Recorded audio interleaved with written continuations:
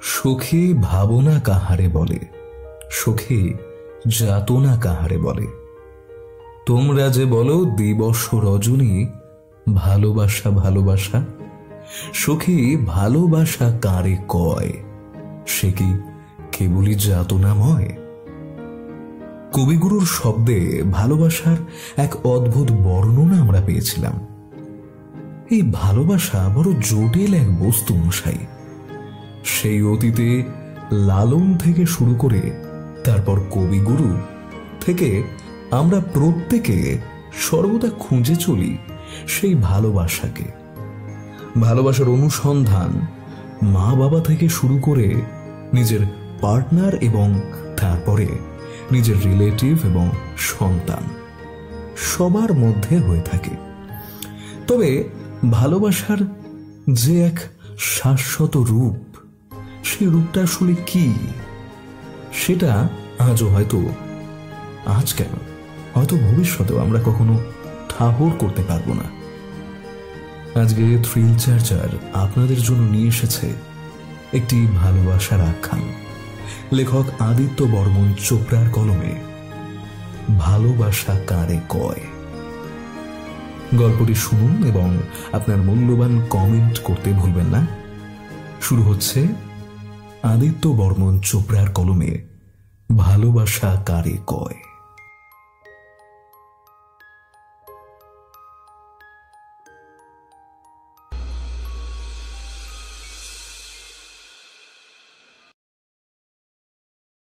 জীবনে চা, গোল্ডফ্লেক, বিরিয়ানি আর চুমু ছাড়া আমি বাঁচতে পারবো না।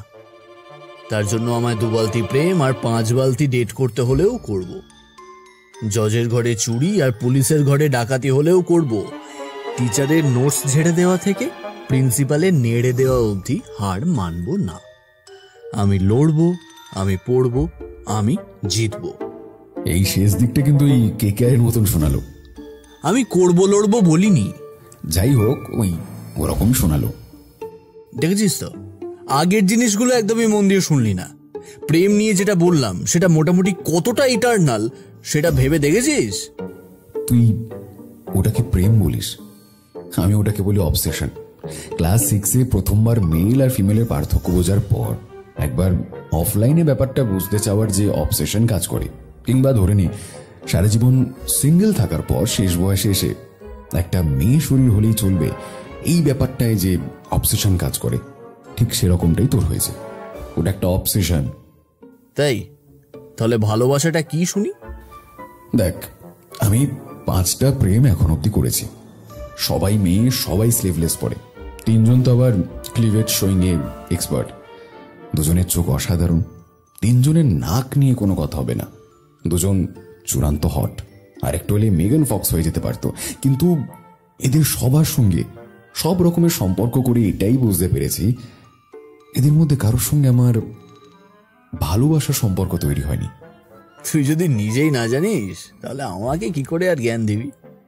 ওই দেখো, জ্ঞান দিতে গেলে পাশ করতে হয় বুঝি। তোর কি মনে হয় কোটায় ইউপিএসসি যারা পড়ান তারা সবাই ইউপিএসসি আদতে পাশ করেছেন? না, তারা পাশ করেনি। বারংবার চেষ্টা করতে করতে তারা জেনেছেন পাশ করতে গেলে কি কি অ্যাভয়েড করতে হয়, তাই সেটাই তারা স্টুডেন্টদের শেখায়। তার মানে বলতে চাইছিস তুই ভালোবাসা নিয়ে আরো ভালো ব্যাখ্যা দিতে পারবি? বলতে চাইছি নয়, বলছি। দেখ, ভালোবাসা হচ্ছে পিটার ক্যাটের দমকিরানের মতো।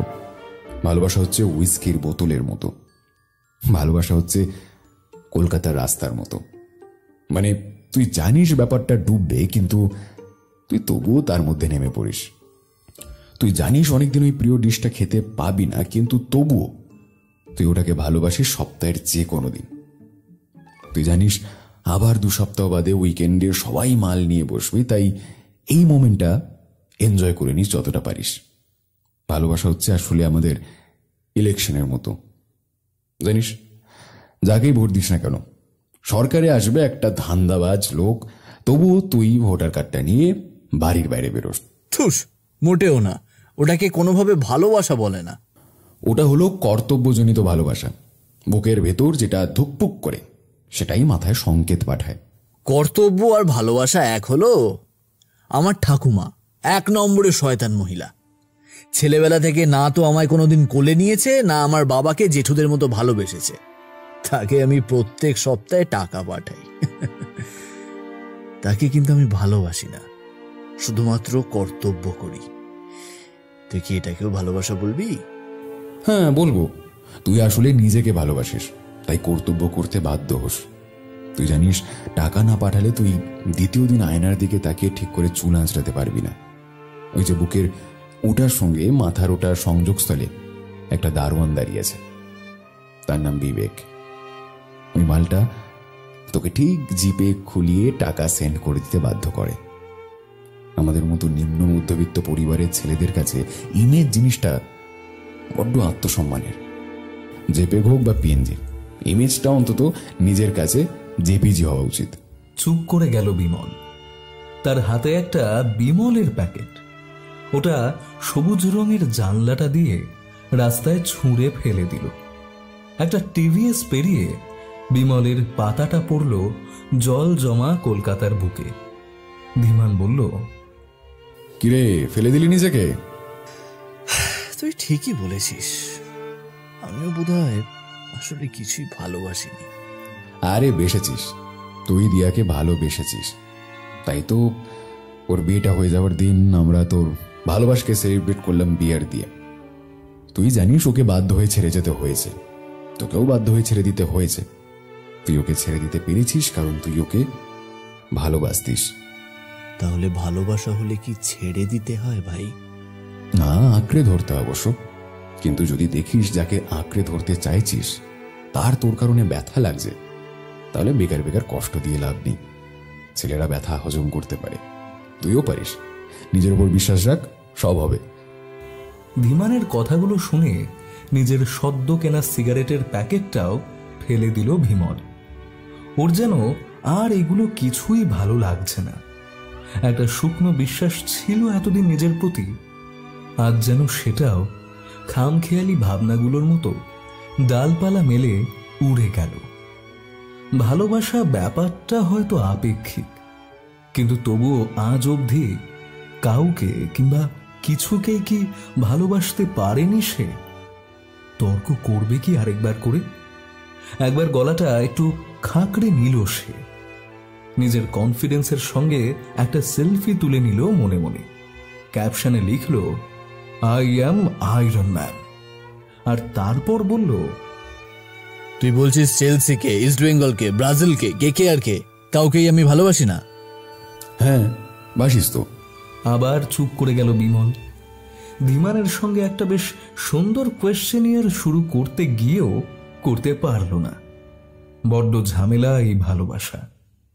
দিয়া নামটা আজ অনেকদিন পর তার কানে এলো। মাথাটা ঝিনঝিন করে উঠল যেন। দিয়া মেয়েটাকে সে সত্যি ভালোবেসেছিল। আমি না একটু বেরোচ্ছি। কোথায়? আছে কাজ, চলে আসবো 2 ঘন্টার মধ্যে। ধীমান আর কিছু জিজ্ঞেস করল না। বিমল নিজের বাইকের চাবিটা নিয়ে বেরিয়ে পড়ল অজানার উদ্দেশ্যে। পকেটে 200 টাকা আছে, তেল ভরে নিয়ে কোথাও একটা চলে যাবে। ধীমানকে সঙ্গে নিলেও হতো, কিন্তু সারাক্ষণ একটা ফিলোসফারকে ক্যারি করতে পারবে না সে। প্রত্যেকটা বিষয়ে অগাধ জ্ঞান ধীমানের। রান্নাবান্না থেকে শুরু করে আধুনিক প্রযুক্তি, ইভেন বিমলের অফিসের কাজটা ওর থেকে বেশি ধীমান জানে। কি আজব কাণ্ড না? কিন্তু শুনলে অবাক হবেন, ধীমান ছেলেটা আদতে কিছুই করে না। সে একজন কবি। ও, ওটাকে পেশা বলা চলে আজকের দুনিয়ায়? বোধ করি নয়। ফেসবুকে লেখালেখি চলতে চলতে বেশ কিছু পত্রিকার বইতে ছাপা হয়। ধীমান খুব গরিব, চাইলেই কিন্তু যাদবপুরের ইঞ্জিনিয়ারিং ডিগ্রিটা দেখিয়ে ভালো চাকরি করতে পারত, কিন্তু করেনি। আসলে এই মেসে থাকাকালীন ওর মা বাবা দুজনেই পরলোক গমন করেছেন। তাই ধীমান টাকা পয়সার দিক থেকে একেবারেই মুখ ফিরিয়ে নিয়েছে। কোনো খ্যাতি, যশ, সম্পদ আর তাকে কাছে টানে না। অন্তর থেকে এতটা মর্মাহত হয়েছে যে মাঝখানে নিজের জীবনটাই দিয়ে দিতে যাচ্ছিল। বিমল ওকে বাঁচিয়েছিল সেদিন। ধীমানের মতো সিনেমা বিমুখ ছেলেকে হেমলক সোসাইটি দেখিয়েছিল, অনেকগুলো অডিও বুক শুনিয়েছিল, সিরিজ দেখিয়েছিল, আরও কত জ্ঞানের কথা বলেছিল। তার আগে ধীমান বেশ কিছু প্রেম করেছিল বটে, তাই বিমলের চাইতে বেশি মেয়েদের সম্বন্ধে সূক্ষ্মাতি সূক্ষ্ম জ্ঞান ধীমানের আছে। ধীমান এখন অনেক শান্ত, অনেক সংযমী। কারো কথায় সে এতটুকু টলে না, কারো উস্কানিতে তার এতটুকু সঞ্চলন হয় না। সে মেনে নিয়েছে নিয়তির অমোঘ বিধানকে। আজ বিমল, কিষান আর ইকবাল রয়ে গেছে বলেই হয়তো ধীমানও হিমালয়ের সন্ন্যাসী হয়ে যায়নি। বিমল গাড়ি ছুটিয়ে চলছিল শহরের বুকে। হু হু করে বাতাসকে চ্যালেঞ্জ করে তার বুকের উপর দিয়ে টানছিল অ্যাভেঞ্জার গাড়িটা। বিমলের পকেটে আর একটা টাকাও নেই আপাতত। সেও খুব একটা বড় লোকের ছেলে নয়। কোনো মতে ইঞ্জিনিয়ারিং পড়ে এখন যে জবটা করছে তার বেশিরভাগটাই বাড়িতে পাঠিয়ে দেয়। ধীমান ছেলেটা তার বন্ধু নয়, আপন ভাইয়ের চেয়েও বড়। না চাইতেই নিজের নতুন কবিতার টাকা ওর পকেটে গুঁজে দেয়। বিমল নতুন কোনো মেয়ের প্রেমে পড়লে আগে থাকতেই ধীমান বুঝে যায়। বিমলের বস ওকে খিস্তি করলে ধীমান আগে থেকেই ওর মুখ বুঝে সিগারেটের প্যাকেট বাড়িয়ে দেয়। ছেলেটা বড্ড অদ্ভুত, বড্ড ভালো। ইস, সিগারেটের কথাটা মনে পড়তেই গাত্র দাহ হতে লাগলো বিমলের। কি কুক্ষণে তখন মানবিকতা দেখাতে গিয়ে প্যাকেটটা ছুঁড়ে ফেলে দিল। গাড়িটা সাইডে করে একটা সিগারেটের দোকানে গিয়ে জাস্ট একটা সিগারেট কিনল। দোকানদার অনলাইন পেমেন্ট নিয়ে একটু ঘ্যান ঘ্যান করছিল বটে, তবে শেষমেশ সুখ টানটা সম্পন্ন হল। ভালো করে টান দিতে দিতে চারপাশটা দেখছিল বিমল। উল্টো দিকের ফুটে একটা ম্যাসেজ পার্লার, তার নিচে টোটাল 3টে ছোট ছোট দোকান, একটা সাউথ ইন্ডিয়ান ফুড, একটা লস্যি আর একটা জেরক্সের। তার পাশে একটা স্যালন রয়েছে। সেলুন নয়, স্যালন। স্যালন বললে আরো বড় লোক লাগে। বেশ কিছু যুবক যুবতীরা ছুরি কাঁচি নিয়ে জ্যামিতিক আকারে অ্যাপ্রন পরে নিখুঁত মাপে চুল কাটে। একেবারে স্কেল, চাঁদা, কম্পাস দিয়ে মাথাটা মেপে নেয় যেন। তারপর নানান মেশিন দিয়ে অত্যন্ত যত্ন সহকারে কাটতে থাকে। তবে এসব জায়গায় সবচেয়ে বেশি যেটা ভালো লাগে বিমলের, তা হলো দামি সুগন্ধি শ্যাম্পুর সেন্ট। উফ, একখানা বেসিনে মাথা দিয়ে রাখতে হয়, আর একজন খুব দামি শ্যাম্পু নিয়ে কোমল হাতে চুলের গোড়ায় মিডল ফিঙ্গার দেখিয়ে সব ড্যান্ড্রাফ তুলে তুলে আনেন। ওই প্রসেসটার সময় না ঘুমিয়ে পারে না বিমল। যদিও মাত্র দুবারই নিয়েছে ওই অনুভূতি। হঠাৎ দেখলো ওই স্যালনের দরজাটা খুলে গেল। কাঁচের দরজাটা খুলে বেরিয়ে এলো একজন বার্গেন্ডি রঙের অত্যন্ত স্ট্রেইট চুলের অধিকারিণী শ্যামলা রূপসী তন্নি। বুকটা ছলকে উঠল ওর। না, চেনা কেউ নয়, কোনো রিলেটিভও নয়, কাজিন টাজিন তোর সম্পর্কের কিংবা অন্য জাতি ধর্ম বর্ণেরও নয়। ঠিক যেন তার জন্যে, একান্ত বিমল খেকো বিমলের জন্যে এফিডেভিট করা, ঈশ্বরের স্ট্যাম্প মারা, নিচে ভোলানাথের কাউন্টার সাইন করা পার্টনার। খুব কম মানুষকে দেখে তার এতদিন বুকটা এভাবে ছলকে উঠেছে। মানে ঠিক বুকের বাঁ দিকে একটা চিনচিনে ব্যথা, যেটা হুট করে মুখে ছড়িয়ে কিছুক্ষণ অবাক করে দেয়, আর তারপর একটা হালকা হাসি খেলিয়ে দেয়। তার ফলে গোটা দেহে একটা কারেন্ট খেলে যায়, যেন এক্ষুনি শরীরে ট্রান্সফরমার ব্লাস্ট হয়েছে। মেয়েটা দরজা খুলে কোনো দিকে ভ্রুক্ষেপ না করে এগিয়ে গেল উল্টো দিকের একটা ক্যাবের কাছে। ক্যাবটা বেশ কিছুক্ষণ নড়ল না। মেয়েটা সম্ভবত ওটিপি বলছে। তারপর চলতে শুরু করলো ধীর বেগে। বিমল এতক্ষণ চুপচাপ এই দৃশ্য দেখে চলেছিল। তার হাতের সিগারেট হাতেই আত্মহত্যা করে ফেলেছে। খালি ফিল্টার নিয়ে বিকট বোকার মতো হ্যাবলা বিমল দাঁড়িয়ে রয়েছে সাদা গাড়িটার দিকে তাকিয়ে। মেয়েটা এখন একটা সানগ্লাস পরেছে। রোদের ভিটামিন ডি জানালার ফাঁক দিয়ে তার মুখে এসে পড়েছে। একেই বোধহয় বলে পারফেক্ট সানকিস্ট। সূর্য যেন চুমু দিয়ে যায় গালে। আহা, কি নচ্ছার আর নিষ্ঠুর! এমন সুন্দর একটা মেয়ের সঙ্গে শ্লীলতাহানি করতে একটুও বাধল না। গাড়িটা চলে গেল ওর সামনে দিয়ে। ফলো করতে ইচ্ছে হলো না। শুধু সে যতক্ষণ ওর সামনে ছিল ওই মোমেন্টটা মনে করে বাঁচতে ইচ্ছে হলো বিমলের। ভাগ্যে থাকলে আবার দেখা হবে। এরপর পেরিয়ে গেছে 2-3টে মাস ক্যালেন্ডারের পাতা উল্টে, আর সেই সঙ্গে জীবনটা তছনছ করে দিয়ে গেছে কাবেরীর। কিভাবে করেছে, কে করেছে? দাঁড়ান দাঁড়ান, আপাতত কাবেরী এই যে ব্যালকনির হাওয়াটা উপভোগ করছে সেটা প্রাণ খুলে নেওয়া দরকার। কিন্তু বেশিক্ষণ আবার দাঁড়িয়ে থাকতে পারে না সে ব্যালকনিতে। অনেকগুলো স্লাট অপবাদ, সিম্প্যাথি, আর ওই তো এখনকার মেয়ে ওই রকমই হবের গন্ধ আসে ভেসে। নাকে লজ্জার মাস্ক পরলেও তার গন্ধ থেকে নিজেকে বাঁচানো যায় না। চুপচাপ একটা সিগারেট বের করে। কলকাতা শহরে এই সিগারেট আর চাকরিটাই তার সম্বল ছিল। আরেকজনও ছিল, নাম প্রতুল, তবে এখন আর সে নেই। এই তো মাত্র 1 সপ্তাহ আগেই সে পালিয়ে গেছে ওর জীবন থেকে। গাঢ় বেগুনি রঙের রাত্রিবেলায় ব্যালকনির মেঝেতে বসেই আগুনটা জ্বালে কাবেরী। কে জ্বলছে, ও না সিগারেট? প্রশ্নটা বোধহয় নিজেকে নিজেই করে চলেছে সে। কি দরকার ছিল অত রাত্রে ওভাবে যাওয়ার? কেন গেল সে? এখনো মা বাবাকে কিছু জানানো হয়নি। বলা ভালো, জানায়নি। আজ 1 সপ্তাহ হয়ে গেল তার কালো রাতের। চুপচাপ মুখ গুজে নিল ফুলদানিতে। তার চোখের জল পড়তে লাগলো টপ টপ করে টবের মাটিতে। গাছগুলো ভরসা দিচ্ছে কিনা কে জানে, তবে কাবেরীর চোখের জলগুলো শুষে নিচ্ছে হয়তো এক নাগারে।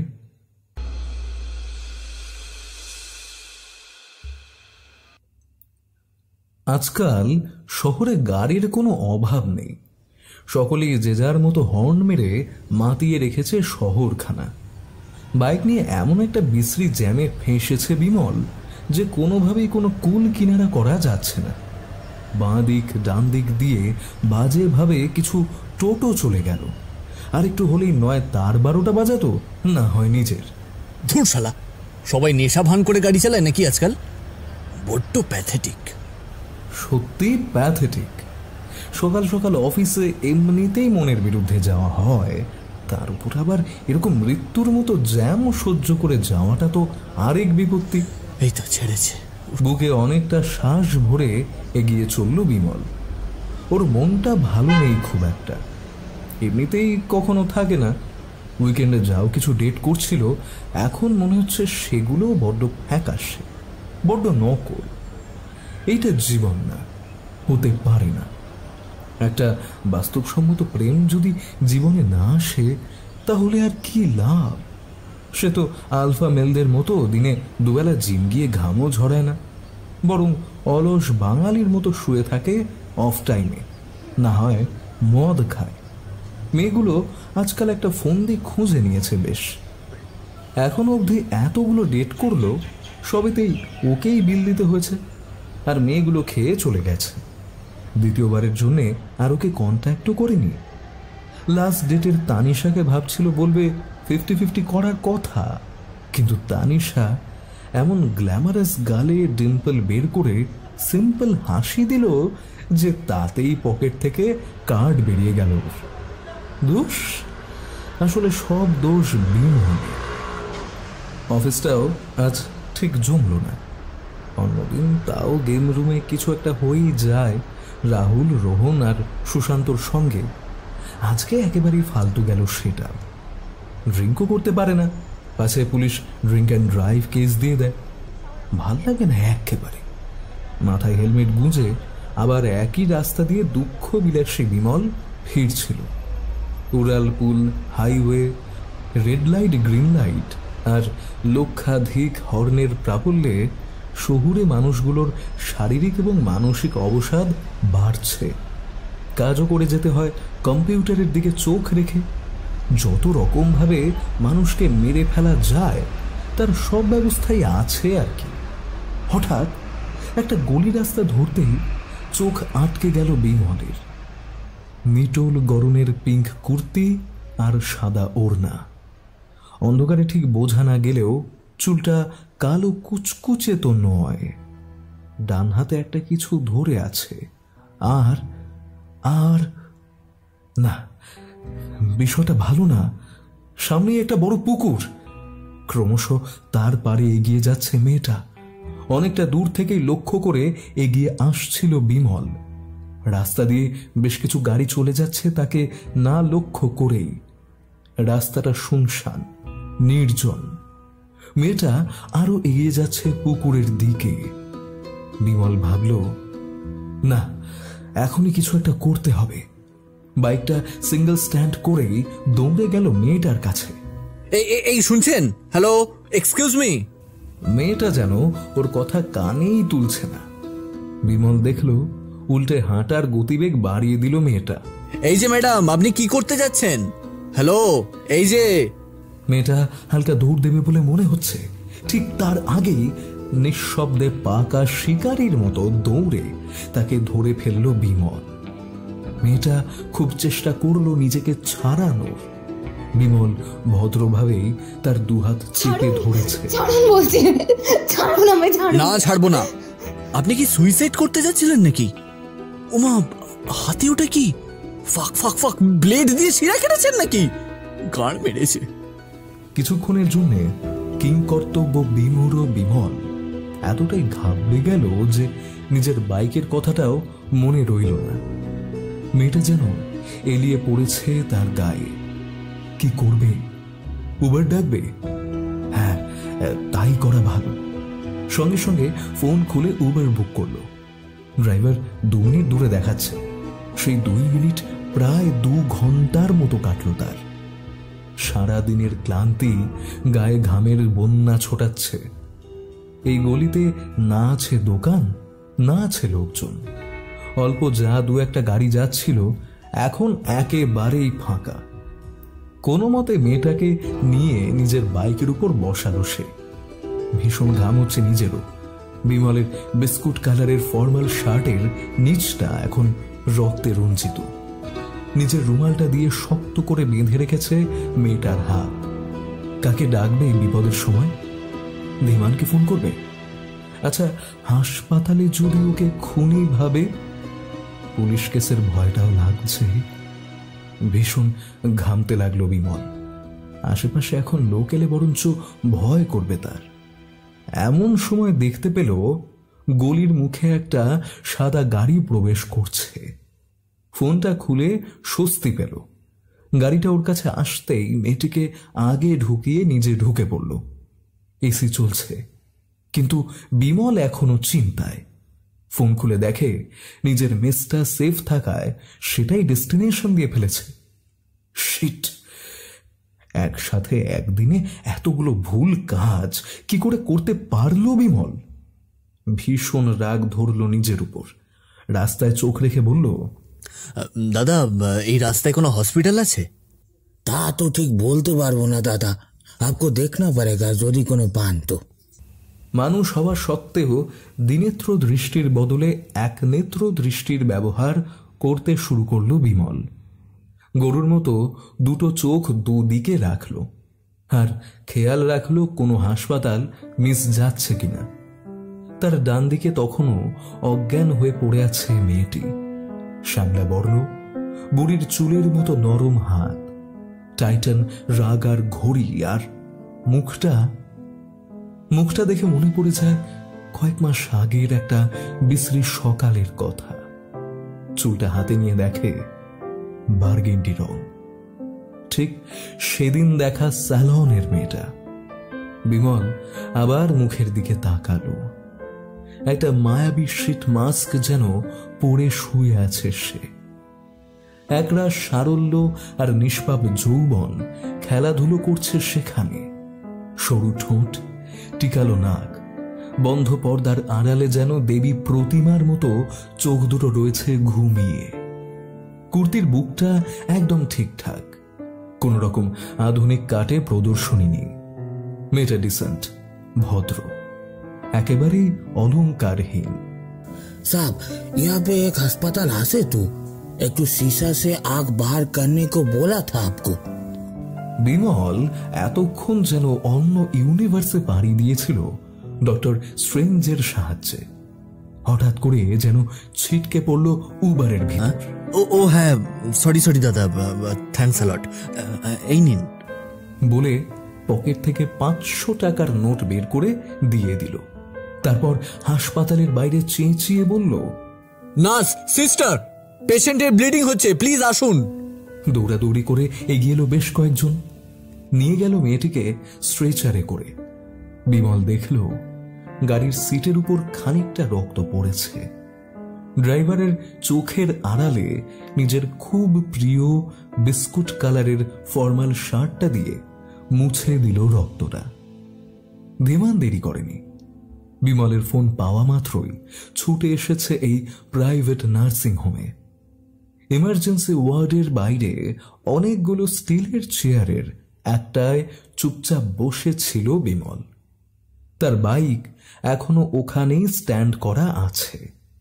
ধীমান ঢুকতেই বিমল ওকে চাবিটা দিয়ে বলল, আমাকে এখন এখানে থাকতে হবে রে ভাই, তুই একটু বাইকটা নিয়ে আয় না। অ্যাড্রেসটা হলো এই যে, এখান থেকে উবার বুক করেছিলাম। মেয়েটা কে জানি না, রাস্তা থেকে ফেরার পথে দেখি পুকুরের দিকে হাঁটছিল, কাছে যেতেই দেখি শিরা কেটে ফেলেছে। হাসপাতালে কিছু সাইন করেছিস নাকি? আরে আমি তো ছাতার মাথা নামটাও জানি না। নার্সকে বলেছি সবটা, খুব সিরিয়াস নয়, ব্যান্ডেজ বেঁধে দিয়েছে। জ্ঞান ফিরে এলে ওকে জিজ্ঞাসা করে নেবে নামধাম। দেখিস আবার ভালো মানুষই দেখাতে গিয়ে ফালতু কেসে জড়াস না, এখন যে দিনকাল পড়েছে। বলতে বলতে বেরিয়ে গেল ধীমান। বিমল পুনরায় চেয়ারে বসতেই সিস্টার ওকে ডাকলো। দৌড়ে তার কাছে এগিয়ে গেল সে। হ্যাঁ বলুন। পেশেন্টের জ্ঞান ফিরেছে, অনেকটাই ব্লাড লস হয়েছে, একটা দিন অ্যাডমিট করতে হবে। অ্যাডমিশন মানে সেলাই করলেই হবে না? না, হবে না, সবকিছুর একটা নিয়ম আছে স্যার। একটা দিন ট্রিটমেন্টে তো রাখতেই হবে। আপনি দেখেছেন কতটা ব্লাড লস হয়েছে?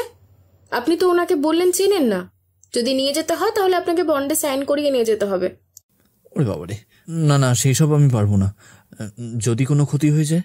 সেটাই তো বলছি। উনি নাম বলেছেন কাবেরী গায়েন। একবার আপনার সঙ্গে দেখা করবেন বলেছেন।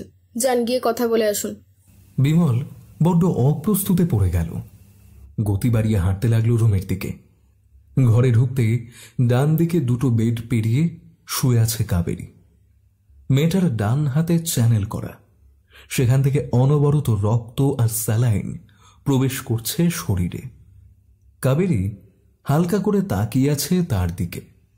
একেবারে মিহি গলায় বলল,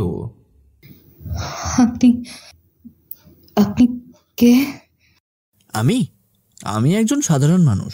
আপনাকে দেখলাম পুকুরে সুইসাইড করতে যেতে, তাই তুলে আনলাম।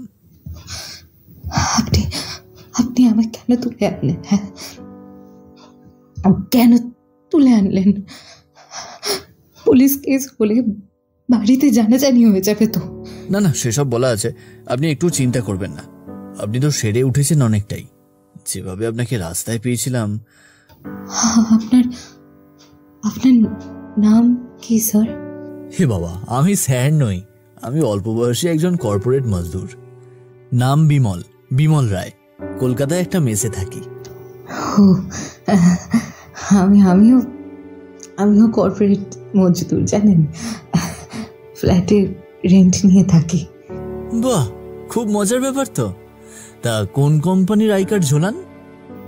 আর নেই চাকরিটা, তাই ওই শিকল বেঁধে রাখতে হয় না গলায়। So sorry to hear. অন্য কোথাও অ্যাপ্লাই করুন, ঠিক পেয়ে যাবেন। তার জন্য এইভাবে নিজের প্রাণটা দিতে বসেছিলেন? ছি ছি। না না, সেই জন্যে না। বলে কিছুক্ষণ চুপ করে থাকলো কাবেরী। তারপর বলল, আপনি কি চলে যাবেন এখন? আসলে রাত বাড়ছে, একবার যেতে তো হবেই। আপনাকে তো এখানে অ্যাডমিট রাখবে বলেছে। ও আচ্ছা, অ্যাডমিট রাখলে তো ভালোই। আমার ফ্ল্যাটের অ্যাড্রেসটা আপনাকে বলছি। দরজা না দিয়ে বেরিয়ে এসেছি। আপনি আমার ডেস্কে ব্লু ফাইলে মেডিক্লেমের কাগজটা পাবেন। ওটা যদি একটু পারেন। আচ্ছা বেশ বেশ, ঠিকানাটা বলুন। কাবেরী ঠিকানা বলতেই অবাক হয়ে বিমল বলল, ও, আপনার ফ্ল্যাট ওই গলিতেই? দেখেছেন কি কাণ্ড। ঠিক আছে, আমি কাল সকালে সব কাগজ নিয়ে আসবো। থ্যাঙ্কস আ লট। না না, বিরিয়ানি আমার কাছে ওটাই ধন্যবাদ। আপনি ঠিক হয়ে গেলে আমায় উজ্জ্বলদার বিরিয়ানি খাওয়াবেন, আমি তাতেই খুশি। যাই হোক, আজ আসি, কেমন? বিশ্রাম নিন। বাইরে বেরিয়ে মুখে হালকা হাসি নিয়ে বিড়বিড় করল বিমল। বিমল কাবেরী, কাবেরী বিমল, বিমল কাবেরী, কাবেরী বিমল। ঠুস, কেমনটা মালকিন আর চাকর লাগছে। নিজের নামটা কি চেঞ্জ করা যায় না এফিডেভিট করে? বড্ড বিরক্ত লাগলো বিমলের। নামটা সুন্দর কিন্তু ওল্ড। মানে আশেপাশে সব নিত্য নতুন নামের ভিড়ে বিমল নামের ছেলেকে কি আর পাত্তা দেবে কাবেরীর মতো শৌখিন নারী, যার চুলের রঙে ঝলমল করে ওঠে পিচ গলা রাস্তা, যার একটা হাসির ঝলকে ধুকপুক করে বিমলের বুক, যার কোমল স্নিগ্ধ মায়া ভরা মুখের উপর একটু হাত ছোঁয়াতে মন চায়। তাকে কি বিমলের মতো ছেলে ডিজার্ভ করে? জামার হাতাটা এতক্ষণ বের করে ফুল স্লিভ করে রেখেছিল বিমল, আবার এখন গুটিয়ে নিল কোনোই অবধি। আসলে দেখাতে চাইছিল না তুলোটা, যেটা ওর হাতের শিরায় এখনো আঠার মতো চিপকে রয়েছে। কি ভাবছেন এমনি এমনি এত রক্ত জোগাড় হয়ে গেল? আজ্ঞে না, নিজের রক্ত দিয়ে হাসপাতালের ব্লাড ব্যাংক ভর্তি করে কাবেরীর গ্রুপের রক্ত তাকে দেওয়া হয়েছে। একটা হঠাৎ দেখা মেয়ের জন্য এত কিছু করে দিল সে, এতটা পথ এগিয়ে গেল অক্লেশে। লোকে শুনলে পাগল বলবে হয়তো, কেউ বলবে ও প্রেমে পড়েছে, কিন্তু বিমল এখনো জানে না কি হয়েছে ওর। শরীরটা ক্লান্ত লাগছে বড্ড। ধীমানের অপেক্ষায় আরো কিছুক্ষণ বসে থাকতেই বাইক নিয়ে সে হাজির। সিস্টারের সঙ্গে কথা বলে নার্সিংহোম থেকে বেরিয়ে এলো বিমল। উঠে পড়ল ধীমানের পিছনে। থ্যাঙ্কস ধীমান, অনেক উপকার করলি ভাই। মেয়েটাকে তুই জাস্ট রাস্তায় ওভাবে দেখেছিলি, এটা আমায় মানতে হবে? মানিস আর না মানিস, এখন একবার ওই গলিতে যেতে হবে। কি কি পাগল হয়েছিস নাকি? একদম আলফাল বকবি না, ঘর চল চুপচাপ। না রে, ওই গলিতেই ও থাকে। বলে কাবেরীর বলা কথাগুলো ধীমানকে শোনাতে থাকলো বিমল। অগত্যা ধীমান বাইক ঘোরালো সেই দিকেই। সে হাসতে হাসতে বলল, ভাই বিমল, তুই এভাবে মেয়েটার জন্য করছিস? ওকে তোকে সুস্থ হয়ে মনে রাখবে? আরে সব কি এমনি এমনি করছি নাকি? বলেছি ওর পয়সায় বিরিয়ানি খাবো। ওই বিরিয়ানিটা তো ওর সঙ্গে আরেকটু বেশি সময় কাটানোর ইচ্ছে। থুস, কি যে বলিস না। তুই মেয়েটাকে আগে কখনো দেখিসনি? সত্যি করে বল। দেখেছি, তবে একদিন রাস্তায় জাস্ট দেখেছিলাম। একটা ক্যাবে উঠছিল একটা স্যালন থেকে বেরিয়ে। কবে? এই কয়েক মাস আগে। তুই ওর মুখটা মনেও রেখেছিস? হ্যাঁ, তা রাখবো না? আরে বাবা, চেলসির খেলা আর মেয়েদের মুখ আমি অত সহজে ভুলি না। তবে ওকে সেদিন বড্ড ইউনিক লেগেছিল, মানে পছন্দ হওয়া যাকে বলে। কিন্তু পিছু করিনি, ভেবেছিলাম ভাগ্যে থাকলে ঠিকই দেখা হবে। আবার দেখা হলো তো হলো, তাও আবার এভাবে? জিজ্ঞাসা করিসনি কেন মরতে যাচ্ছিল? না, করা হয়নি। অতটা অসুস্থ ছিল তখন, এইসব জিজ্ঞাসা করা কি উচিত হবে? বুঝলি ভাই, তোকে একদিন ভালোবাসা নিয়ে অনেক জ্ঞান দিচ্ছিলাম না? আজকে মনে হচ্ছে মেয়েটাকে তুই ভালোবাসিস, আর ওপরওয়ালাও কোনো না কোনো চাল চালছেন। বলছিস? মনে তো হয়, নাহলে এভাবে সব কাকতালীয় হওয়াটা তো সম্ভব নয় না। একান্ত তুই যদি জো গোলবার্গ হয়ে থাকিস। অত সময় থোড়াই আছে আমার। যাই হোক, এসে গেল বোধ হয়। হ্যাঁ হ্যাঁ, একটা লেফট নেই এখান থেকে। একটা সবুজ অ্যাপার্টমেন্টের সামনে এসে থামলো ওদের বাইক। ফ্ল্যাটের উল্টো দিকে সেই পুকুরটা, যেখানে হয়তো কাবেরী ভেসে উঠত কাল ভোরবেলা। কথাটা ভেবেই বুকটা ছ্যাঁত করে উঠল তার। ওরা দুজনে মিলে ফ্ল্যাটের নিচে পৌঁছল। একটা কোলাপসেবল গেট খোলা এবং তার বাইরে একটি সবুজ টুলের উপর বসে আছেন একজন বয়স্ক দারোয়ান। কোনো ইউনিফর্ম নেই, এমনি একটা লুঙ্গি আর ফতুয়া কেবলমাত্র। ওদের দুজনকে জিজ্ঞেস করলেন, কার ঘরে যাচ্ছেন? কাবেরী গায়েন, দোতলায় থাকে। ও আচ্ছা, হ্যাঁ যান। তবে দিদি তো বাড়িতে নেই এখন, বেরিয়েছিল সন্ধ্যে নাগাদ। হ্যাঁ জানি, আমায় বললো ওর একটা ফাইল কালেক্ট করে নিতে। ও, কিন্তু এভাবে তো আপনাদের যেতে দেওয়াটা যায় না। আমি বরং সেক্রেটারিকে ডাকি। হ্যাঁ, তাহলে আমাদেরও খুব ভালো হয়। বিমলের কথাটা শুনে ভদ্রলোক একটু থমকে গেলেন। বললেন, না থাক, আপনারা যান। তবে আপনার নামটা বলে যাবেন। আমার নাম বিমল রায়। আচ্ছা আচ্ছা, বেশ বেশ বেশ। বিমল আর ধীমান জোরে জোরে বাইতে লাগলো সিঁড়িপথ। একেবারে হাট করে না খুলে গেলেও সামান্য ভেজিয়ে রাখা রয়েছে কাবেরীর ঘরের দরজাটা। বিমল আস্তে আস্তে দরজাটা খুলতেই একটা ধাতব শব্দ হলো। দুজনে ঘরে ঢুকে আলো জ্বালিয়ে দেখল ঘরটা চূড়ান্ত অগোছালো হয়ে পড়ে আছে। সারা ঘরের যেখানে সেখানে জামা কাপড় ডাই করে রাখা। একটা সিঙ্গেল চাকরিজীবী মেয়ের পক্ষে কতটাই বা গুছিয়ে রাখা হয়। সদর দরজার পিছনে একটা ফুলদানি পড়েছিল, সেটা দিয়ে ধাক্কা লেগে তখন শব্দটা হয়েছে। কাবেরীর কথা মতো ওর বেডরুমে গিয়েই খাটের পাশে দেখতে পেল একটা কম্পিউটার ডেস্ক। দুজনে মিলে সব ঘেটে ঘুটে ব্লু ফাইল পেল 4টে। তার মধ্যে একটায় রয়েছে মেডিক্লেমের ডিটেলস। কালকে টিপিএতে গিয়ে এসব জমা দিতে হবে নিশ্চয়ই। তবে বিমল আর রিস্ক নিল না, 4টে ফাইলই নিজের ব্যাগের মধ্যে ঢুকিয়ে নিল। ডেস্কের উপরে দেখল একটা ঘুমের ওষুধের পাতা রয়েছে, যার বেশ কয়েকটা আপাতত উধাও। ধীমান দীর্ঘশ্বাস ফেলল। ও, তাহলে ইনি তোর পেশেন্ট? মনিটরের পাশে একটা মিষ্টি ছোট্ট ফটো ফ্রেম, তার দিকেই তাকিয়েছিল ধীমান।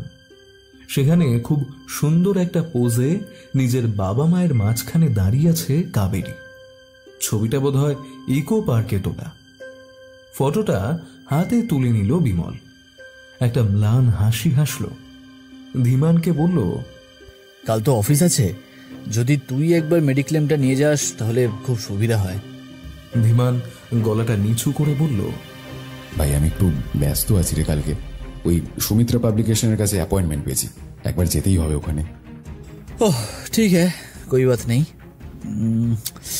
আমি ঠিক ম্যানেজ করে নেব। ওই 4টে ফাইল ছাড়াও আরো বেশ কিছু জিনিস নিয়ে নিল বিমল। টুথব্রাশ, পেস্ট, কয়েকটা টি শার্ট আর শর্টস, আর ওর মোবাইল ফোনটা। ফ্ল্যাট থেকে সেসব নিয়ে বের হতেই নজরে এলো চাবির গোছাটা।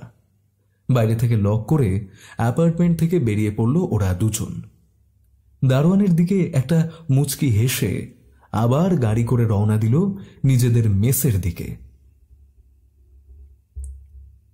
নার্সিংহোমের চারিদিকে অনেক ব্যস্ততা। এখন আর আগের দিনের এমার্জেন্সি বেডে শুয়ে নেই কাবেরী।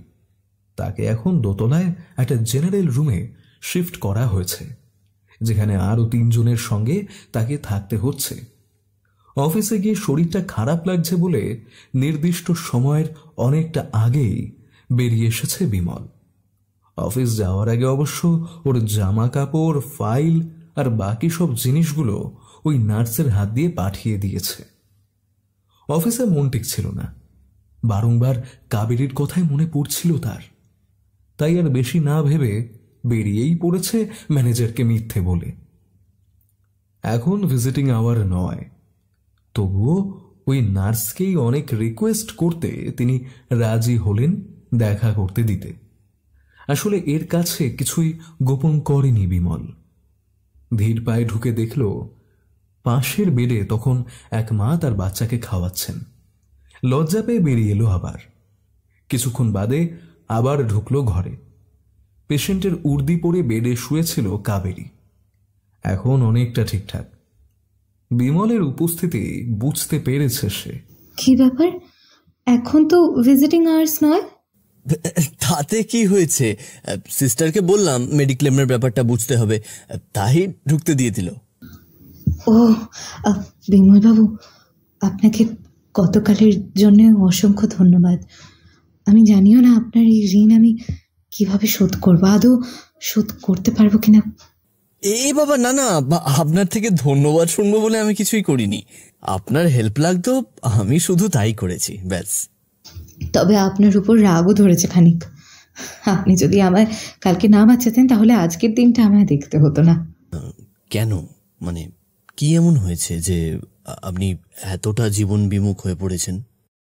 হয়েছে, কিছু হয়েছে, সেটা আমি কাউকেই হয়তো বলতে পারবো না। তবে যা হয়েছে তা নিয়ে এভাবে কারোর সাথে আলোচনা করতে পারি না আর কি। আচ্ছা আচ্ছা, সরি। জানেন তো আজকে সন্ধ্যায় আপনাকে ছেড়ে দেবে। তাই? কত বিল হয়েছে? সে যা হওয়ার হয়েছে। আর নন মেডিকেল বিলটা আমি আপাতত ভরে দিচ্ছি, আপনি আস্তে আস্তে আমায় দেবেন না হয়। আচ্ছা, আপনি আপনি আসবেন আমায় নিয়ে যেতে? হ্যাঁ, আমার নেই, শহরে কেউ নেই আর কি। আসবো আসবো, নিশ্চয়ই আসবো। আর আমাকে বাবু বলবেন না প্লিজ, বিমল বলেই ডাকতে পারেন। সাবধানে থাকুন। মেডিক্লেমের কোন জিনিসটা বুঝতে পারছেন না বললেন? আরে ধুর, ওটা তো ছুতো। আপনার আধার কার্ড, ভোটার কার্ড সবই যখন পেয়ে গেছি তখন আর এইসব কাজ করতে সমস্যা হবে না। আপনার আরেকটা নীল রঙের ফাইলে এইগুলো ছিল। যাই হোক, আপাতত আমি সব সাইন করছি, রিলেশনে ফ্রেন্ড রাখছি, কেমন? উত্তরে কাবেরী আর কিছু বলল না, শুধু গাল ভরা শান্ত সমাহিত একটা হাসি হাসল। বিমল মন ভরে তার দিকে এক দৃষ্টে তাকিয়েছিল কয়েকটা মুহূর্ত। ডান চোখের কোণের পিছুটিটা মেয়েটা মুছতে ভুলে গেছে। অনেকটা ইতস্তত ভাব সত্ত্বেও নিজেই হাত দিয়ে পিছুটিটা বার করে আনল। তারপর কেমন লজ্জা পেয়ে যেন পালিয়ে গেল ঘর ছেড়ে। কাবেরী নিজেই চমকে গেছিল। বিমলের হাতটা তার চোখের কাছে আসতেই কাবেরীর হার্টবিট 200 ক্রস করেছিল যেন। আনমনে নিজেই হেসে ফেলেছিল সে। সেই সঙ্গে ভয় করল প্রচন্ড। এই ছেলেটার প্রতি সে দুর্বল হয়ে পড়বে না তো? যদি বিমল তার সত্যতা কোনোদিনও জেনে ফেলে তাহলে কি হবে? আস্তে আস্তে, হ্যাঁ এই তো সামনেই গাড়ি আছে। খুব যত্ন সহকারে হুইল চেয়ারে করে কাবেরীকে নিয়ে গাড়িতে উঠছিল বিমল। যদিও কাবেরী বারংবার বলছিল ওর দরকার হবে না এইসবের, তবুও নাছোড়বান্দা বিমল কিছুতেই রাজি হলো না। আস্তে আস্তে গাড়িতে উঠে বসলো দুজনে। কাবেরী বড্ড ভালনারেবল হয়ে পড়েছে যেন, মনটা বড্ড আনচান আনচান করছে। বিমল বলল, তোমার বাড়িতে একবারও জানাবে না? কাবেরী হঠাৎ চমকে উঠল।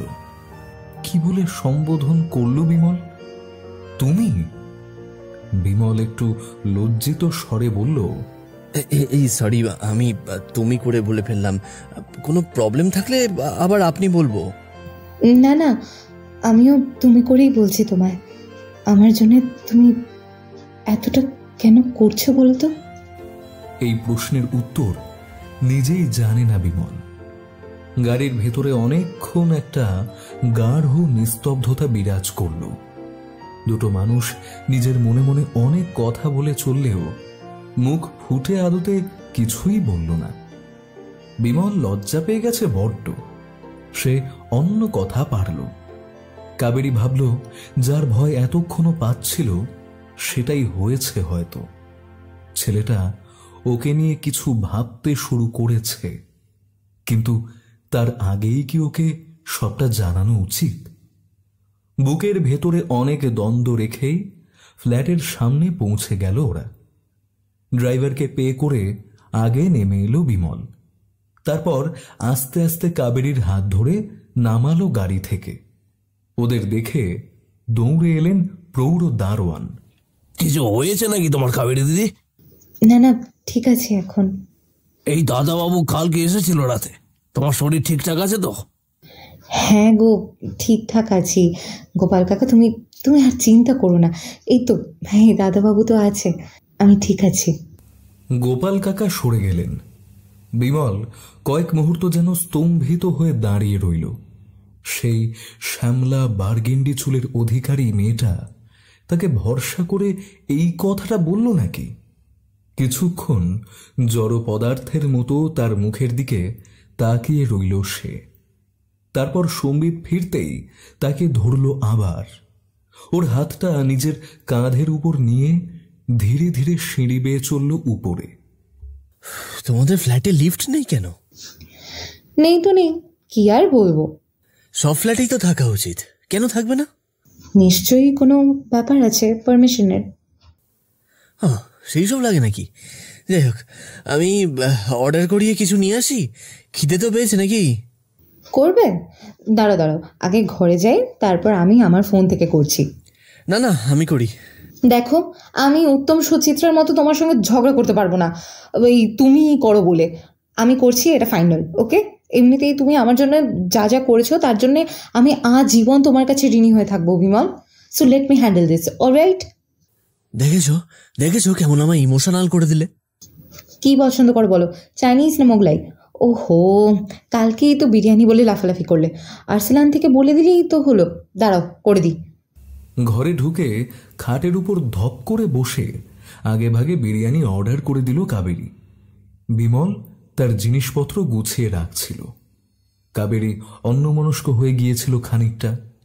দেখল বিমল হাতে ঝাঁটা তুলে ঝাড় দিচ্ছে বাইরের ঘরটা।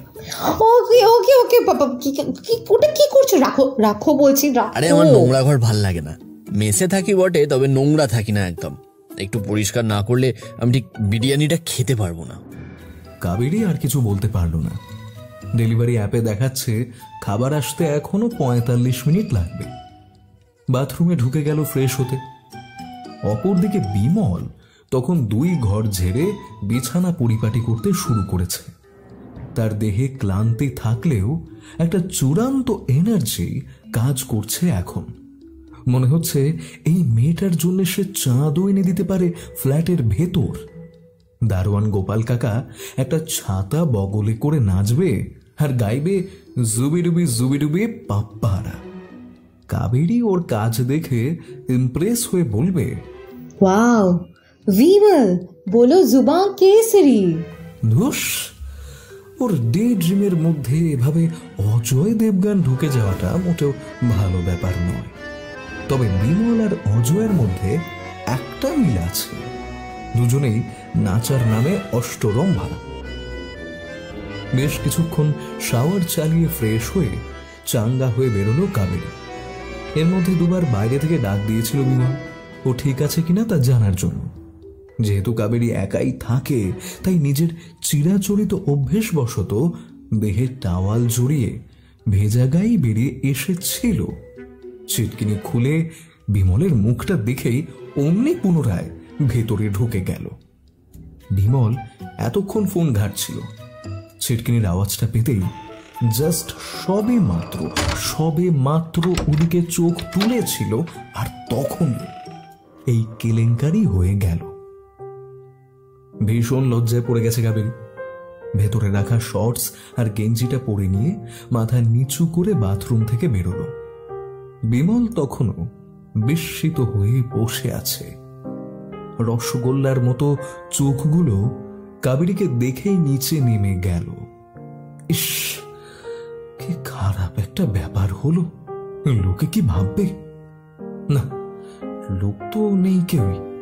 সেই ভেবে একটু আশ্বস্ত হলো বিমল। কাবেরী নিজের তোয়ালে ব্যালকনিতে মেলে দিয়ে ঘরে এসে বলল, সরি, খেয়াল ছিল না, আসলে হঠাৎ করে। না না, আমি কিছু দেখিনি। এটা আদালত নয় যে মিথ্যে সাক্ষী দেবে। সিগারেট খাও? গোল্ড ফ্লেক চলে। বাহ, আমারও।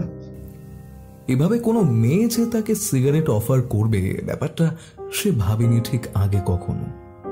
দুজনে মিলে ব্যালকনিতে এসে দাঁড়ালো সিগারেট হাতে। নিজের সুস্থ হাতটায় ধূপকাঠিটা ধরালো কাবেরী। বিমল তাতে অগ্নিসংযোগ করে দিয়েছে।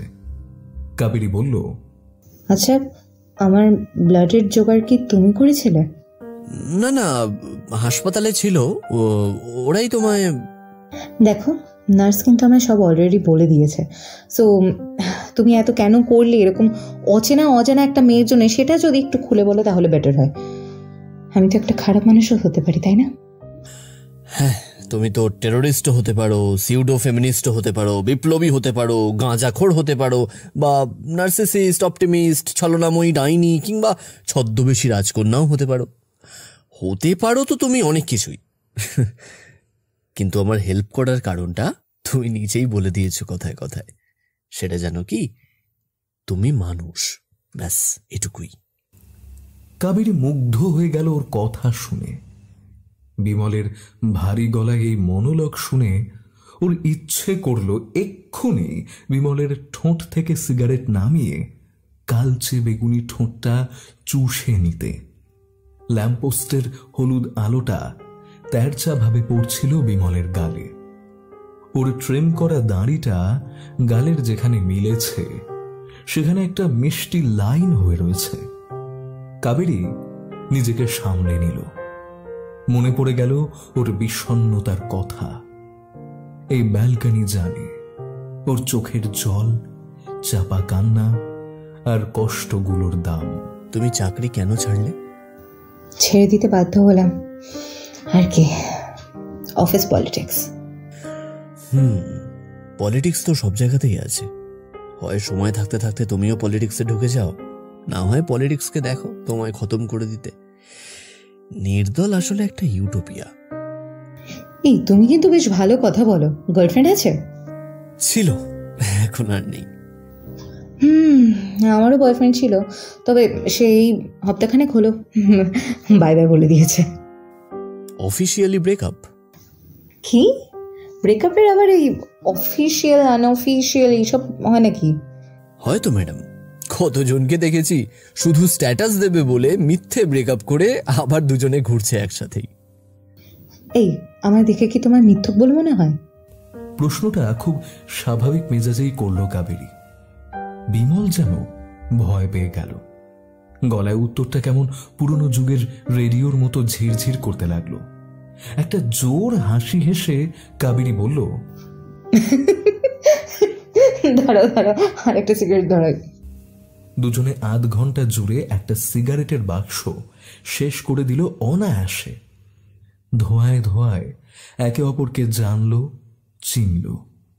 তবে বিমলের কাছে এখনো ওই ধোঁয়ার আড়াল থেকে ঠিক করে ধরা দেয়নি কাবেরী। মনে হচ্ছে নিজের সত্তার খানিকটা সে এখনো লুকিয়ে রেখেছে খুব সন্তর্পণে। কলিং বেল বাজলে পরে কাবেরী দরজা খুলে খাবার নিয়ে এলো। দুজনে জমিয়ে খেলো মাটন বিরিয়ানি। শেষ পাতে রায়তা খেয়ে বেশ ভুঁড়ি ফুলিয়ে উঠল বিমল। তাহলে আজকে আসি, সাবধানে থেকো, আর প্রয়োজনে কল করতে ভুলো না। কল করবোটা কি করে শুনি? এখনো তো তোমার নাম্বারটাই পেলাম না আমি। ওহো, একদম ভুলে গেছি। বলে দুজনে নম্বর আদান প্রদান করলো। আসছি, হ্যাঁ, সাবধানে থেকো। বাড়ি পৌঁছে একটা টেক্সট করে দিও, ওকে? বিমল সিঁড়ি দিয়ে নিচে নামতেই মনে পড়ল বাইকটা তো নিয়ে আসেনি। এখন এখান থেকে গাড়ি পাওয়া চাপের। মেইন রাস্তা অবধি হেঁটে গিয়ে তারপর একখানা বাস পেতেই চড়ে বসলো তাতে। বাড়ি পৌঁছল আরো ঘন্টা খানিক বাদে। আজ তার মুখ দেখলেই যে কেউ বুঝে যাবে তার খুশির কোনো অন্ত নেই। সারাক্ষণ হাসছে মুখ টিপে টিপে, ভুরু ঊর্ধ্বগামী, কলারটা ঠিকঠাক নেই, জামার হাতা ঠিক করে গোটানো নেই। ধীমান খাটে বসে একটা কবিতা সংকলন পড়ছিল। বিমলকে বেশ খানিকক্ষণ স্টাডি করে নিয়ে বলল, কেমন গেল আজকের দিনটা? ওকে বাড়ি নিয়ে গেছিলি? হ্যাঁ, নিয়ে গেলাম। তোর কেমন কাটলো বল? পাবলিকেশনের সব ঠিকঠাক এগোলো? হ্যাঁ, ওই আর কি। রিসেন্টলি ওর একটা নতুন ধরনের কাজ করবে বলছিল। ওই আগস্ট উপলক্ষে জাতীয়তাবাদী কিছু লেখাপত্র নেবে। ওদের একটা ম্যাগাজিন চলে, ওই ওর জন্যই। ও আচ্ছা, এই ব্যাপার। আমি তো ভাবলাম তোকে হয়তো এবার সিইও বানাবে কোম্পানির। মস্করা করছিস? যাই হোক, বল আজ কেমন কাটলো? এই বিমল, এই তুই কি প্রেমে পড়েছিস নাকি রে? তোর জামা দিয়ে মেয়েদের পারফিউম আসছে। বিরিয়ানি খেয়েছিস মনে হচ্ছে। ওরে বাপ রে বাপ, ধীমান হোমস! ও, তুই তো কামাল করে দিয়েছ। না না, প্রেমে টেমে কিছু নয়। তাই বুঝি? আয়নার দিকে তাকিয়ে বলতে পারবি? বিমল জামা কাপড় ছাড়ছিল। হঠাৎ আয়নার দিকে তাকাতেই কেমন যেন থমকে গেল। তারপর নিচু স্বরে বলল, এটা ভালোবাসা কিনা বুঝবো কি করে বলতো ভাই? বুঝবি, আস্তে আস্তে সব বুঝবি। তবে তুই যে প্রেমে পড়েছিস সেটা ষোড়শী বালিকার পক্ষেও বোঝা কষ্টের নয়। তোর মুখের উপর তো প্রেমের বায়োমেট্রিক স্ট্যাম্প করা আছে রে। হেসে ফেলল দুজনে। ধীমানের কথায় বিমল অনেকটা ভরসা পেল। ওর রুমমেট ধীমানকে মুখের উপর নিজের গুরু না বললেও আদতে ওকে গুরু বলেই সে মানে কিন্তু মনে মনে। সেই রাতের পর বেশ কয়েকদিন বিমল আর কাবেরীর ঘোরাঘুরি, খাওয়া দাওয়া চলল। বাইকের পেছনে বসে শহরের বুকে ছুটে বেড়াতে দারুণ লাগছিল কাবেরীর। মনে হচ্ছিল এটা একটা ফ্রেশ স্টার্ট। ট্রাফিক পুলিশকে ফাঁকি দিয়ে হেলমেট না পরে ড্রিঙ্ক করে রাস্তায় বেরিয়ে আরো নানান বেআইনি কাজ করে রাত্রিবেলায় নিজের ফ্ল্যাটে পৌঁছতো কাবেরী। বিমল অফিসে মিথ্যে বলে ছুটি নেওয়া শুরু করলো। বন্ধুদের সামনে পেট ব্যথার নাটক করলো। আর রাস্তায় যদি কেউ দেখতে পেয়ে যেত তাহলে তার হাতে পায়ে ধরে বলতো যাতে ম্যানেজার অব্দি সে কথা না যায়। মাঝে মাঝে নেশাগ্রস্ত হয়ে ওটিটি প্ল্যাটফর্মে ঢু মারত ওরা দুজন। সেসব রাতে বিমলের আর মেসে ফেরা হতো না। ধীমান ভাবত, যাক, ছেলেটা হয়তো এবার ভালোবাসা খুঁজে পেয়েছে। দুঃখের বিষয় হচ্ছে আপনারা যেরকম ভাবছেন সেরকম কোনো সম্পর্ক কিন্তু বিমল আর কাবেরীর মধ্যে গড়ে ওঠেনি।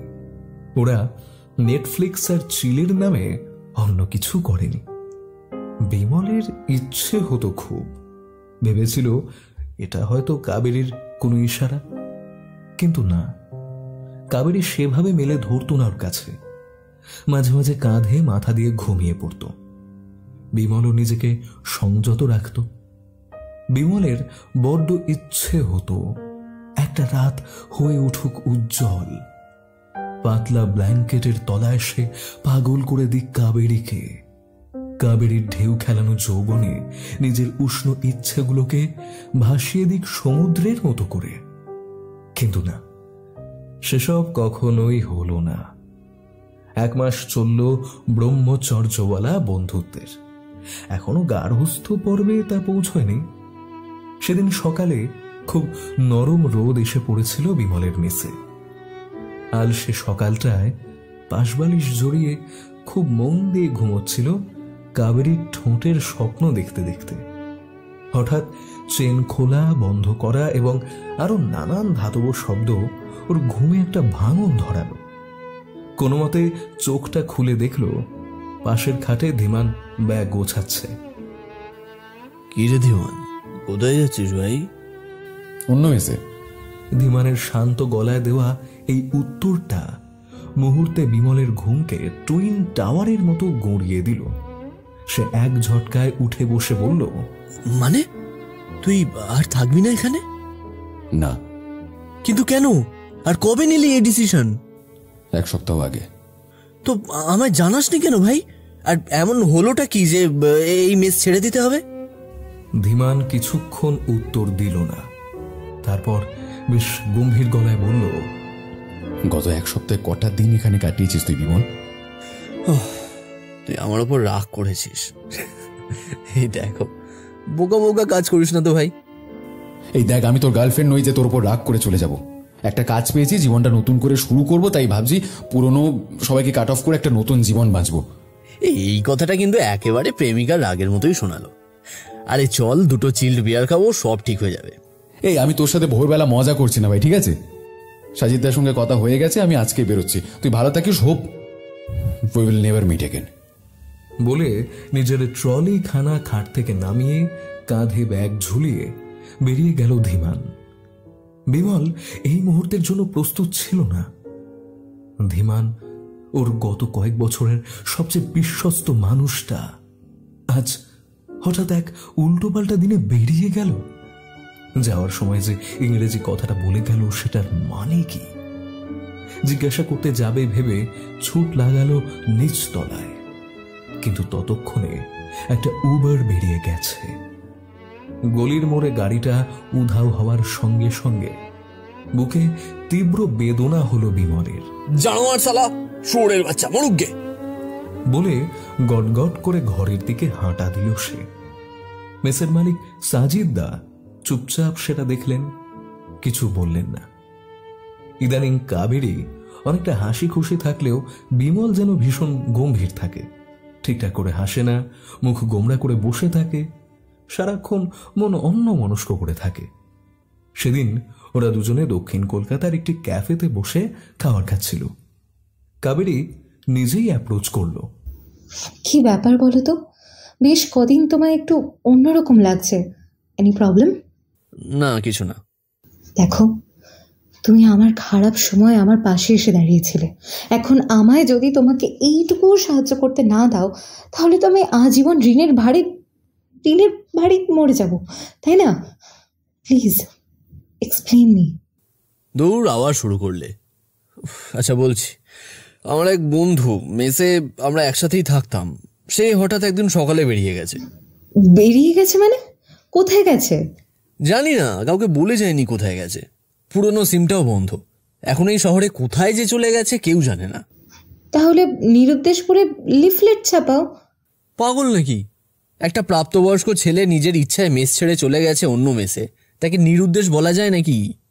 কি করতে গেছে অন্য মেসে? বললো একটা চাকরি পেয়েছে, কিন্তু আমি জানি ওকে এটা পুরোটাই মিথ্যে। কেন মিথ্যে কেন? এরপর বিমল কাবেরীকে বুঝিয়ে সবটা বলল। ধীমানের জীবনের খুঁটি নাটি ওকে বর্ণনা করার পর কাবেরী নিচু গলায় বলল, ধীমান? হ্যাঁ ধীমান, ধীমান দে। শালা কেন যে এমন করলো কে জানে। জানি না এখন কি করছে মালটা। কাবেরী নিজের ফোন থেকে একটা ছবি বের করল। ছবিটা জুম ইন করে একটা ছেলের মুখ দেখিয়ে বলল, দেখো তো, এই তোমার বন্ধু ধীমান কিনা? এই তো সেই শুয়োরের বাচ্চা ধীমান। কিন্তু তোমার ফোনে কিভাবে ওর ছবি এলো? বেশ কয়েক বছর আগের ছবি বলেই তো মনে হচ্ছে। ছবিটা জুম আউট করো। ডাবল ট্যাপ করে জুম আউট করতেই আরেকবার চমকে উঠল বিমল। প্রিন্সেপ ঘাটের বেঞ্চিতে তোলা ছবি। হাসি খুশি ধীমানের ডান হাত রয়েছে একটি মেয়ের পিঠের উপর। মেয়েটি আর অন্য কেউ নয়, স্বয়ং কাবেরী। তুমি ধীমানের গার্লফ্রেন্ড ছিলে? 5 মাস ছিলাম, তখন ওর মা বাবা বেঁচে ছিলেন। ধীমানকে আমি তোমার বাড়িতে নিয়ে গিয়েছিলাম। ও তোমার ডেস্কে ছবিটা দেখেছিল। ও কি সেই জন্যই মেস ছেড়ে চলে গেল? জানি না। ধীমান ছেলেটা খুবই ইন্টেলেকচুয়াল, প্রেমিক হিসেবে A+, মানুষ হিসেবেও এক্সেলেন্ট। ওর মতো এত ব্রাইট ছেলেকে আমি নিজেই ডিজার্ভ করতাম না। কি আশ্চর্য, আমি তো কখনোই জানতাম না যে তুমি এককালে ধীমানের গার্লফ্রেন্ড ছিলে। বলটা আমাকে বলেইনি। আচ্ছা, নো অফেন্স, তোমাদের ব্রেকআপ কেন হয়েছিল জানতে পারি? হি ওয়াজ এক্সট্রিমলি ট্যালেন্টেড। আমার নিজেকে ওর পাশে বড্ড ছোট মনে হচ্ছিল। ওর পৃথিবীটা অনেক বড় ছিল বিমল। আমাদের আকাশ দুটো অনেকটা আলাদা ছিল, তাই এর ব্যাপারটা জমেনি। বিমল খুব ভেঙে পড়েছিল। বিগত কয়েকদিন ধরে যা যা খিস্তি করেছে ধীমানকে, তাতে একখানা আস্ত বই লেখা হয়ে যেত। কাবেরী ওর হাত ধরে বলল, তুমি চিন্তা করো না, আমি আছি তো। তুমি আছো বলেই কি ধীমান এভাবে চুপচাপ চলে গেল আমার জীবন থেকে? জানো তো, ও বারবার জিজ্ঞাসা করতো তুই কাবেরীকে ভালোবাসিস। তাই? তুমি উত্তরে কি বললে? আমি কিছু বলতাম না। কেন? কারণ আমি নিজেই জানি না, তাই। কিছুক্ষণ ওদের টেবিলটা নিস্তব্ধতায় মুড়ে গেল। বিমল নিচু স্বরে বলল, কাবেরী, আমরা কি এবার শুধু বন্ধুত্ব থেকে বেরিয়ে অন্য কিছু ভাবতে পারি না? ধীমান হয়তো তোমার আর আমাকে এক করার জন্যই এভাবে চলে গেল। বিমল, আমি চাইলেও এই ব্যাপারটা ঠিক হতে দিতে পারি না। কেন পারো না? কি সমস্যা তোমার? সমস্যা আছে বিমল, সমস্যা আছে। আমি কালো বলে? আমার নিজস্ব বাড়ি নেই বলে? আমি কর্পোরেট কেরানি বলে? কেউ কি আছে তোমার জীবনে? বিলেত ফেরত বুলেট চালক নাকি নাসার মোহন ভার্গব? বলো বলো আমায় প্লিজ, এভাবে চুপ করে থেকো না, উত্তর দাও। তুমি এতবার জিজ্ঞাসা করতে না যে আমি কেন সুইসাইড করতে চেয়েছিলাম। হ্যাঁ, কিন্তু তুমি তো বলনি, আর আমি তোমার ডিসিশনকে সম্মানও করি, তাই আর জিজ্ঞাসাও করিনি। বিমল, আমি রেপড হয়েছিলাম বিমল। I was raped. আমার অফিসে রেপ করা হয়েছিল। আমার যে ম্যানেজার ছিলেন তিনি ডেকেছিলেন নাইট শিফটে, ভেবেছিলেন আমি কোনো ইঙ্গিত দিচ্ছি, ব্যাস সেই সুযোগে ওই শুয়োরের বাচ্চাটা।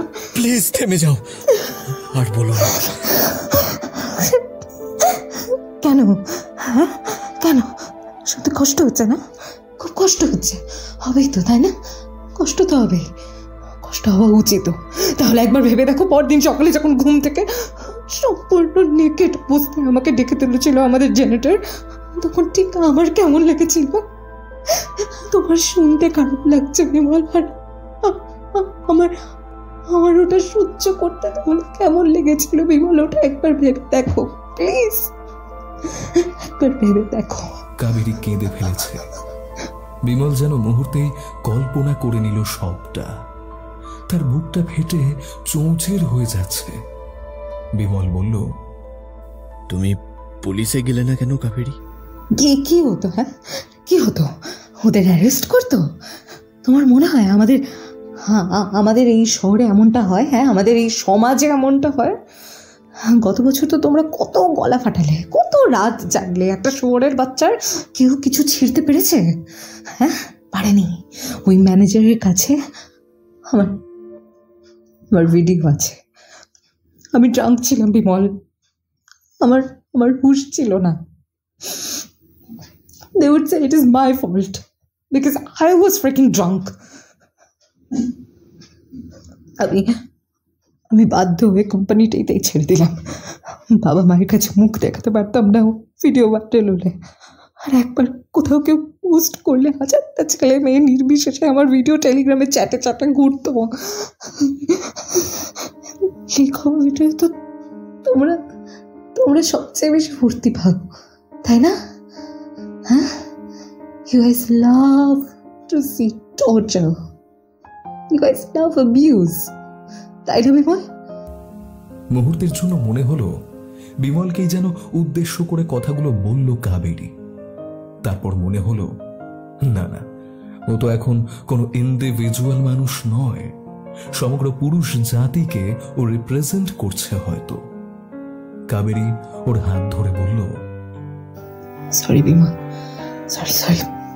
Sorry Bimal, I'm extremely sorry, I'm really sorry, I'm so sorry for my behavior. আমি তোমায় মিন করতে চাইনি, রিয়েলি আমি তোমায় মিন করতে চাইনি, it just came out that way. I'm so sorry, I'm so sorry. Bimal খুব শক্ত করে কাবেরীর হাত ধরে বলল, তুমি যদি না চাও তাহলে আমরা যাব না পুলিশের কাছে, কিন্তু বিশ্বাস করো তোমার অতীতকে আমি জানতে চাই না। সে অতীত না হয় তোমার সাথেই থাকুক। না বিমল, আমি আর কারোর সঙ্গেই সম্পর্কে যেতে পারবো না। ওই ম্যানেজারের সঙ্গে কি তোমার রিলেশন ছিল? হ্যাঁ হয়েছিল, ওর নাম প্রতুল, কিন্তু তার মানে এটা নয় যে ও আমার ইচ্ছের বিরুদ্ধে গিয়ে আমার সঙ্গে। আমি ওরকমটা নই কাবেরী, এতদিন তো তোমার সঙ্গে রাতে কাটালাম, একবারও কি আমি সেই ইন্টেনশন নিয়ে কিছু করেছি বলো? না বিমল, আমি পারবো না। আর কাউকেই বিশ্বাস করতে পারবো না। তুমি কি কেবল আমার আমার বন্ধু হয়ে থাকতে পারবে না সারা জীবন? বিমল চুপচাপ বসে থাকলো কিছুক্ষণ। মনে হচ্ছে জীবনের সবচেয়ে বড় ডিসিশন ও নিতে চলেছে এই মুহূর্তে। কি গো, ভাবতে হচ্ছে বুঝি?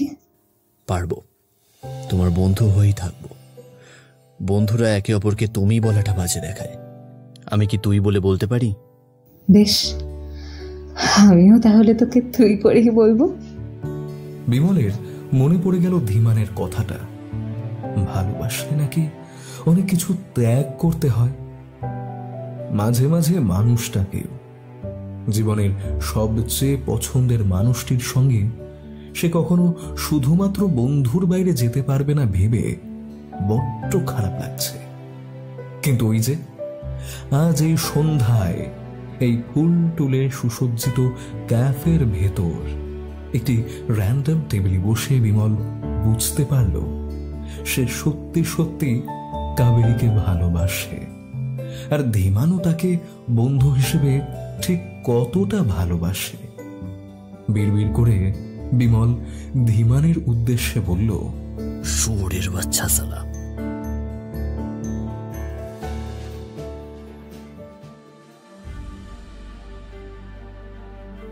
শুনছিলেন আমাদের নতুন এক্সপেরিমেন্টাল প্রজেক্ট, বিশেষ প্রজেক্ট ভালোবাসা কারে কয়। আজকের গল্প পাঠে ও গল্পের সূত্রধার আমি অভি। মুখ্য ভূমিকায় বিমলের চরিত্রে রুনক, ধীমানের চরিত্রে দীপম এবং কাবেরীর চরিত্রে সুপ্রজা। বিভিন্ন চরিত্রে বর্ণালী, দিব্যেন্দু গোস্বামী এবং আমি অভি। শব্দ সংযোজন ঝিনুক, আবহ নির্মাণ কৌশিক বসু, প্রচ্ছদ নির্মাণ পিক্সেলেট। আজকের গল্পটি কেমন লাগলো অবশ্যই জানাবেন আমাদের কমেন্ট বক্সে, এবং ভালো লাগলে অবশ্যই কি কি করতে হবে আপনারা জানেন। Like, share, subscribe. আর কিছু? ও হ্যাঁ, আপনারা যদি পারেন তাহলে ওই যে হাইপ বাটন আছে না, একটু হাইপ টিপে দেবেন, তাহলে কি আমাদের ভিডিওটা একটু হাইট হয়ে যাবে। তাহলে দেখা হচ্ছে আবার আরেকটি নতুন গল্পে। ততক্ষণ ভালো থাকুন, সুস্থ থাকুন এবং সাবধানে থাকুন। ধন্যবাদ।